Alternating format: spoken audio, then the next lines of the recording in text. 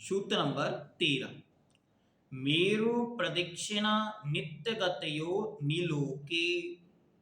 मेरु प्रदक्षिणा नित्यगतयो निलोके। ये ज्योतिषी देव नृलोके, नृ अर्थात मनुष्य, मनुष्य लोक में क्या करते? मनुष्य लोक कितना है? अढ़ाई द्वीप, जो आपको बतलाया पूर्व में। जम्बू द्वीप, लवण समुद्र, धातकी खंड, कालोदधी समुद्र और अर्ध पुष्करवर द्वीप। इनमें मेरु प्रदक्षिणा, सुमेरु पर्वत की प्रदक्षिणा करते हुए नित्य गतया, नित्य गमन करते हैं, अर्थात इस तरह वह घूमते रहते हैं। वे अपने स्थान पर इस प्रकार घूमते हैं और घूमते घूमते एक एक्सिस बनी होती है, परिधि, उस पर ही उचार क्षेत्र उसको कहते हैं, उस पर ही वे घूमते हुए उस सुमेरु पर्वत की परिक्रमा लगाते हैं। ज्योतिषी देव मेरु की प्रदक्षिणा कितनी दूरी से करते हैं? तो ज्योतिषी देव मेरु की प्रदक्षिणा 1121 योजन की दूर रहकर ही करते हैं। अर्थात मान लो ये सुमेरु पर्वत है, तो वो इस सुमेरु पर्वत से 1121 योजन की दूरी, इस प्रकार दूर से वे उसकी प्रदक्षिणा करते हैं। जम्मू द्वीप में सब ज्योतिषी देवों के समूह मेरु की प्रदक्षिणा करते हैं तथा धातकी खंड और पुष्करार्ध में आधे ज्योतिषी देव मेरु की प्रदक्षिणा करते हैं। ये विशेष है, ये आपको त्रिलोक सार में इसका प्रमाण दिया है। ज्योतिषी देव मेरु को अपने दाहिने हाथ में रखकर प्रदक्षिणा देते हैं।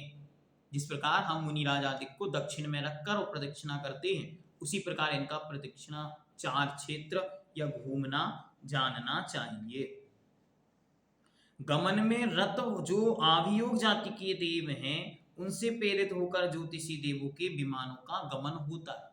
अगर आप इसको विस्तार से जब पढ़ेंगे, राजवार्तिक आदि ग्रंथ पढ़ते हैं, तो वहां उन्होंने बहुत विस्तार से इनका वर्णन किया है कि आभियोग जाति के जो देव होते हैं, वे सिंह, गाय, घोड़ा आदि के रूपों को धारण करके चारों तरफ इनको घेर कर और फिर वो घूमते हैं, उनसे इनका गमन होता है। बहुत सुंदर वर्णन आचार्य भगवंत अकलंक देव ने ग्रंथराज राजवार्तिक जी में किया है। जब उसका अध्ययन किया था उस समय इसका बहुत विस्तार से वर्णन जाना था। ठीक है, इतना यहाँ पे पर्याप्त है। अब देखते हैं इसके घूमने से क्या विशेष होता है। तो अब गमन करने वाले ज्योतिषी देवों के संबंध से व्यवहार काल का ज्ञान होता है। सूत्र नंबर 14। तत्कृतः काल विभागः। तत्कृतः काल विभागः।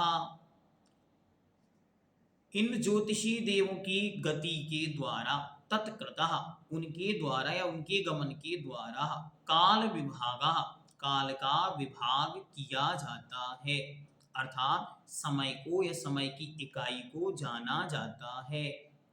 ज्योतिषी देवों की गति से समय और आवली आदि रूप व्यवहार काल का विभाग होता है। समय जो सबसे छोटी इकाई है, आकाश में स्थित परमाणु मंद गति से एक प्रदेश से दूसरे प्रदेश पर जाने में जो काल लगता है, उसे समय कहते हैं। The smallest unit of time, उसे कहते हैं समय। जैसे आपने पढ़ा था कि एक प्रदेश किसे कहते हैं, तो पुद्गल का ऐसा अणु जिसका दूसरा टुकड़ा नहीं हो सकता, अविभागी पुद्गल अणु जितने क्षेत्र को कवर करता है वो एक प्रदेश। तो उस एक प्रदेश पे स्थित एक अणु जब यहाँ से घूमकर या इस स्थान को छोड़कर दूसरे स्थान पर जाता है, उसे जितना समय लगता है उतना समय एक समय कहलाता है। और आवधि क्या होता है, तो असंख्यात समयों की एक आवधि होती है, और उस आवधि के संख्यात आवलियों का एक उच्छ्वास होता है। उच्छ्वास सामान्य से जो हम श्वास लेते और छोड़ते हैं। इस प्रकार वह स्तोक, लव, घड़ी, नाली, मुहूर्त, विभिन्न मुहूर्त और अंतर मुहूर्त तक ये हम काउंटिंग में लाते हैं। फिर आगे और बढ़ते हुए वर्तमान समय के अनुसार घंटा, मास, पक्ष, फिर पक्ष के पंप में 15 दिन, माह में 30 दिन, फिर उसके आगे हम बढ़ेंगे तो अयन ऋतु, ऋतु 2 माह, फिर 2 माह की एक ऋतु, फिर उसके बाद अयन, अयन मतलब 6 महीने उत्तरायण दक्षिणायन के रूप में, और फिर 1 वर्ष जिसे कहते हैं संवत्सर। इस प्रकार ये काल विभाग इनके माध्यम से होता है। अब अढ़ाई दीप के बाहर ज्योतिषी देवों का अवस्थान का कथन करते हैं। तो सूत्र नंबर 15, वहिरः वस्थितः, वहिर्वस्थितः, वहिर्वस्थितः, वही अर्थात बाहर। बाहर कहाँ? मनुष्य लोक के बाहर। मनुष्य लोक मतलब अढ़ाई दीप। पुष्करार्ध के पार, पुष्करार्ध के बाहर के ज्योतिषी देव अवस्थितः, अवस्थित हैं, अर्थात वे गमन नहीं करते। क्या सूर्य और चंद्रमा की गति घटती बढ़ती है?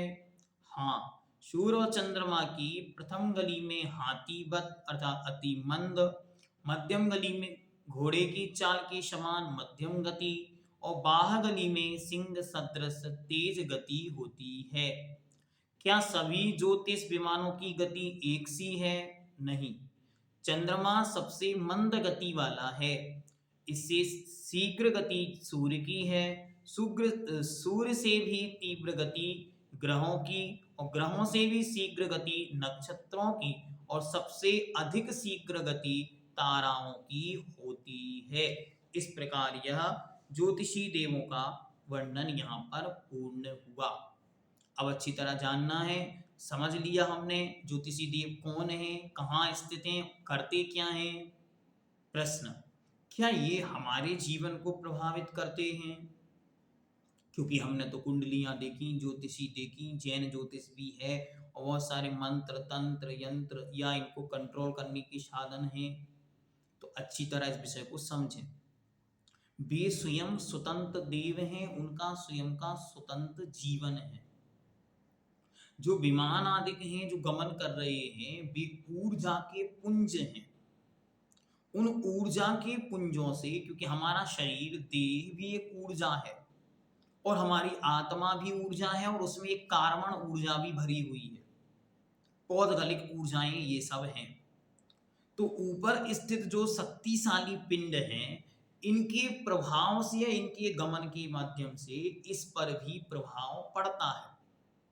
जैसे अगर बाहर ठंड अधिक हो तो शरीर पर प्रभाव पड़ता है, तेज धूप हो तो शरीर पर अलग प्रभाव पड़ता। तो इसी प्रकार इनकी गति के प्रभाव से हमारे जीवन पर बहुत सारा प्रभाव पड़ भी सकता है, नहीं भी पड़ता। उसमें भी मुख्य कारण हमारा स्वयं का पुण्य और पाप है। जिनका पाप कर्म का उदय तीव्र है, उन पर बाहरी निमित्तों की प्रभाव अधिक पड़ता है। इसीलिए बाह्य स्थित जितने भी ये सूर्य चंद्रादि प्रभावशाली स्थितियां हैं, उन सबका प्रभाव पापशालियों पर या पुण्यहीनों पर अधिक पड़ता है। पुण्यशालियों पर तो इनकी पॉजिटिव रेज ही पड़ेंगी। तो इसीलिए हमको अच्छी तरह इनके विषय में जानना चाहिए कि ये इनके घूमने से जीवन नहीं घूमता हमारा। दूसरी बात, ये स्वयं बड़े दुखी हैं। क्यों? दिन रात घूमना ही तो एक काम है, वो हमसे क्या सुखी करेंगे। तीसरी बात, कोई भी ग्रह, कोई भी नक्षत्र, कोई भी तारा, नवग्रह आदि हमारा कुछ बिगाड़ नहीं सकते। अगली बात, कोई भी ग्रह, कोई भी नक्षत्र, कोई भी तारा किसी भी तीर्थंकर से किसी भी रूप में संबंधित संदर्भित नहीं है। ये मुनि सुब्रतनाथ शनि से जोड़ दिए। क्यों जोड़ दिए? शनि का रंग काला और मुनि सुब्रतनाथ भगवान के देह का वर्ण भी काला, काले काले रंग के कारण उनको काले रंग के साथ जोड़ दिया। चंद्रमा का रंग सफेद, तो किसी भगवान का रंग सफेद, उनको उससे जोड़ दिया। ये सारी की सारी व्यवस्थाएं परवर्ती काल में लोगों की बुद्धि को समझाने की दृष्टि से मात्र बनाई गई हैं। ये पवित्र जिन शासन की अवधारणाओं में ऐसा नहीं है। क्यों? क्योंकि हमारे यहाँ अरिहंत वीतराग हुआ करते हैं। वे किसी भी ग्रह नक्षत्र के नियोग से ना किसी का अच्छा करते हैं ना बुरा करते हैं। इसलिए उनके करने से किसी का अच्छा बुरा ना हो रहा है, न भी किसी का अच्छा बुरा कर रहे हैं। इस विषय को बहुत अच्छी तरह सब लोग समझ लें कि इनकी कुंडली में शनि है, इनकी में रवि है, इनकी में मंगल है, नहीं, सबकी में सातों जो ग्रह हैं पूरे 88 वे सबकी कुंडली में वैसे ही रहेंगे जो आपके नवग्रह रूप आपने बना लिए। वास्तविकता में 9 ग्रह नहीं होते, ठीक है, उनमें से तो 7 ही ग्रह हो गए, 7 भी नहीं, केवल 5 ग्रह हैं, 2 राहु और केतु हैं और 2 सूर्य और चंद्रमा हैं। तो जिन आगम के अनुसार तो नवग्रह ही नहीं है। भगवान उमा स्वामी महाराज की सुनेंगे तो 9 ग्रह ही नहीं बन रहे पूरे, क्योंकि 9 ग्रह कौन कौन से बनाए आपने, तो सूर्य, चंद्र, बुध, मंगल, गुरु, शनि, राहु, केतु, अब ये आपके ग्रह हैं वर्तमान के। और भगवान उमा स्वामी महाराज कह रहे हैं कि सूर्य प्रति नारायण, चंद्रमा प्रति इंद्र, और सूर्य चंद्रमा इंद्र, सूर्य प्रति इंद्र, और बाकी सब उसका परिकर परिवार।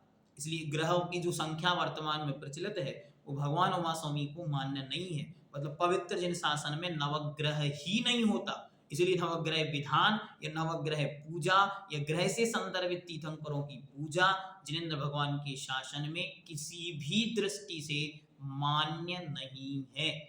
जो करे, जो करवाए, सो आप उसको ये सूत्र नंबर 11 ले जाके एक बार, वो कोई भी हो, चाहे विद्वान हो, चाहे मुनि महाराज हो, कोई भी हो, और उनके पास जाके ये 12 नंबर का सूत्र रख दें, महाराज इसका एक बार अर्थ तो करिए, इसका अर्थ क्या होता।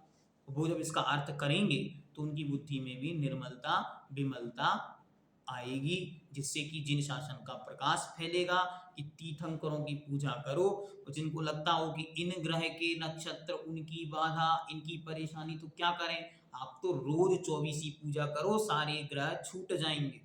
और अगर ज्यादा परेशानी हो जाए तो क्या करें, तो बहुत अच्छा काम करें, जीवन भर के लिए परिग्रह का त्याग कर दें, सारे ग्रह समाप्त तो हो जाएंगे, आप निष्परिग्रह होकर, निश्चिंत होकर मोक्ष मार्ग में लग जाएं। ओम।